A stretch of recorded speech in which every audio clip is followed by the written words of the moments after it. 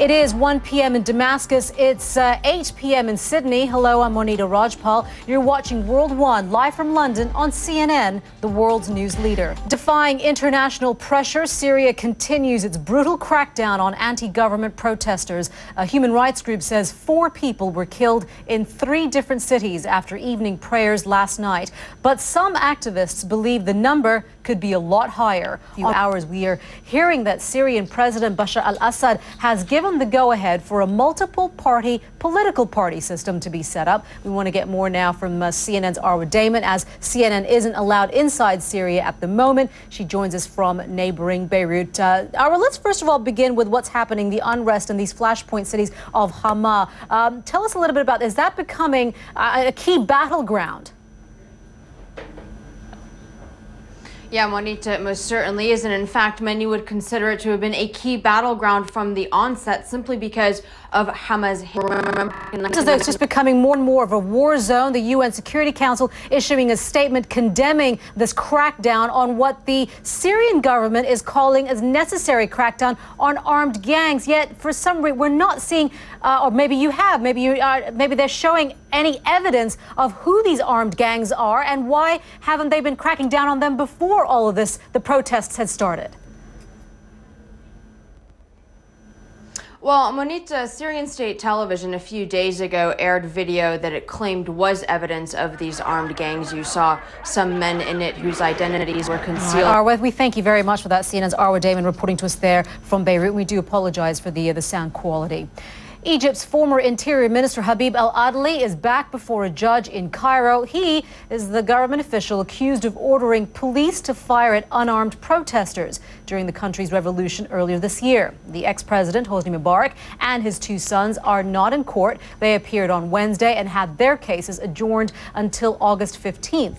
Mubarak is charged with corruption and ordering the deaths of anti-government demonstrators. Amnesty International says 840 people were killed during the uprising and some 6,000 were injured. I want to get more on this from CNN's Fred Pleitgen. He joins us now on the phone from Cairo. Let's talk a little bit more about the case that's being handled today by the former Interior Minister. What exactly is he charged with, Fred?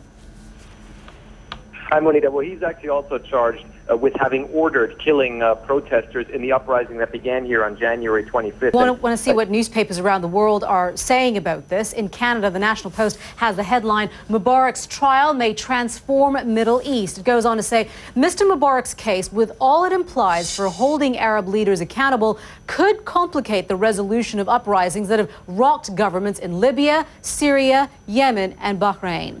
In the United Arab Emirates, the National's headline, "Care needed, so Mubarak trial is more than show." The opinion piece says Mr. Mubarak's trial will do more harm than good if it degenerates into political theater. What is sure is that more is at stake than the future of one old man on a hospital stretcher. And here in Britain, the Independent newspaper headline is, "Once untouchable, the old despot and his sons face the wrath of the nation they had terrorized." The article calls Mubarak's appearance the moment when a country proved not only that its revolution was real, but that its victims were real. One issue, many views, and you can read all those articles in full at facebook.com/W1CNN. A terrifying and somewhat mysterious ordeal has ended safely in eastern Australia. Police say 18-year-old Madeline Pulver endured 10 horrifying hours as a hostage after a masked intruder reportedly entered her family's luxury home in Sydney and strapped a device around her neck. Capital city in the grip of starvation. The famine in Somalia has reached Mogadishu. The United Nations made the declaration after 100,000 people flocked to the city in need of help. A UN spokesman called for an immediate and concerted response to the famine spreading across the Horn of Africa, brought on by the worst drought in decades. More than 3.5 million Somalis are in urgent need of aid, a third of them children. Relief efforts are being complicated by the country's civil war. Islamist rebels are battling the transitional government. Al-Shabaab launched a Ramadan offensive on Monday, with heavy fighting reported in parts of the city. The rate of malnutrition in the rebel-held south is the highest in the world. Well, CNN's Nima Al-Bagir is in Mogadishu. She joins us now with more. Nima. Well, Monita, as that designation goes up for pretty much the entirety of Somalia. A single intruder is thought to be behind a massive wave of cyber spying. The campaign, which has targeted organizations around the world, may be state-sponsored. That's according to a new report by security firm McAfee, which is calling the attacks Operation Shady Rat. McAfee says the targets include governments, companies, and even Olympic groups. As CNN's Brian Todd reports, the hackers are using increasingly sophisticated techniques. Remember all the recent hack attacks we've reported on? Groups like Anonymous and LulzSec crashing the websites of the CIA, Sony, and PBS?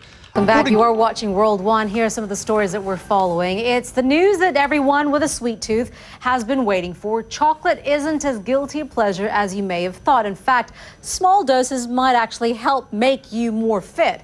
A study by scientists at the University of California in San Diego, where else, found that mice who were given a purified form of cocoa's main ingredient ended up with more muscle. But apparently, those benefits stop when you eat more than half of one square of a typical chocolate bar. The problem is you always want more.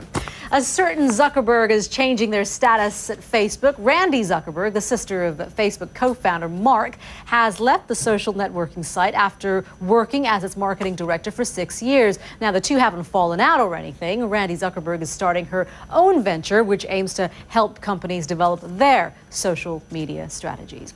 And Peter Parker started life as a white science geek, but now Spider-Man is getting a multiracial makeover. Meet Miles Morales. Yeah, he fights crime and throws spider webs just like Peter Parker, but unlike his plucky predecessor, he's half black and half Latino. The creators of Spider-Man Marvel Comics say they want a superhero that reflects the diversity of 21st century America.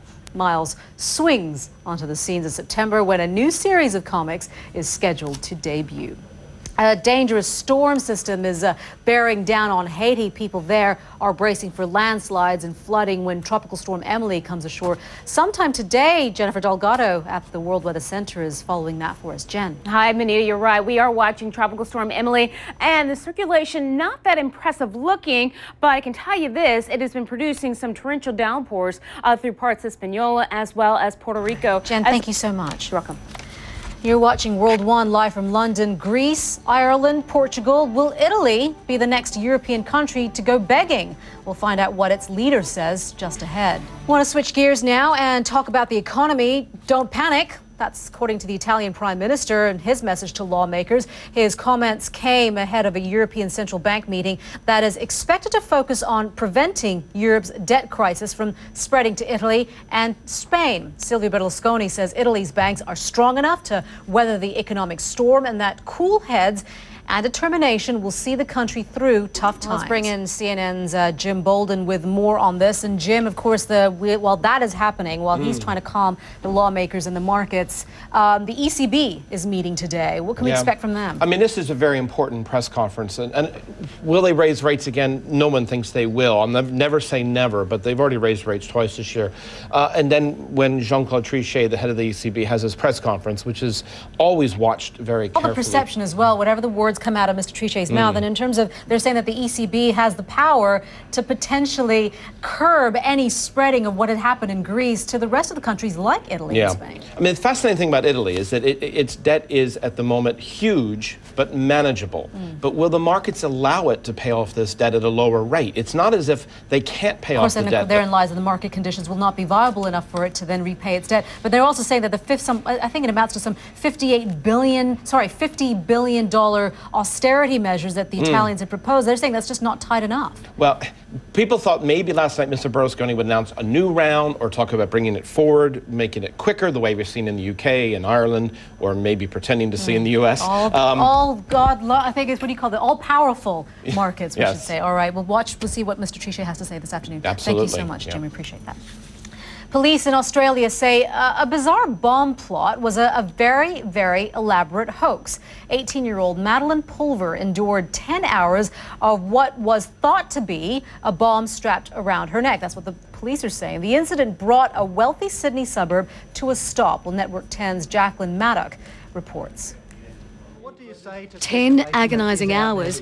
Back. Well, he is from Northern Ireland and he's leading the new generation of golfing superstars. But Rory McIlroy says his future lies in America. With more on that and the day's other top sports stories, Alex Thomas joins us. What's that about? Well, the return to action of Tiger Woods may have been hogging the headlines this week, but McIlroy's admission will be a huge boost to the US tour. I should have gone to tennis school.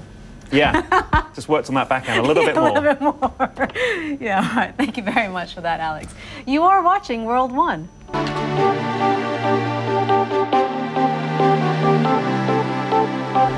Welcome back. You are watching World One live from London on CNN, the world's news leader. We are approaching 7 a.m. in New York, about 10 minutes to go, 1 p.m. in Berlin, and almost 8 p.m. in Tokyo. Now, would you like to be cremated, but don't want to spend eternity stuck inside an urn? It's a serious question. Would you prefer to go out with a bang, perhaps? Well, now you can, literally. Jeannie Mose explains. If you're hunting for a unique final send-off... That's just creepy.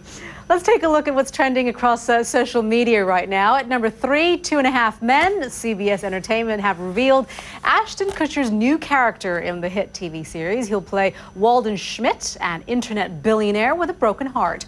Kutcher replaces Charlie Sheen in one of those lead roles. At number 2, happy birthday, Mr. President. Barack Obama is 50 years old today. The U.S. president has been receiving well wishes from around the world. And online, the Twitter hashtags Obama50 and Obama Party Games are very popular.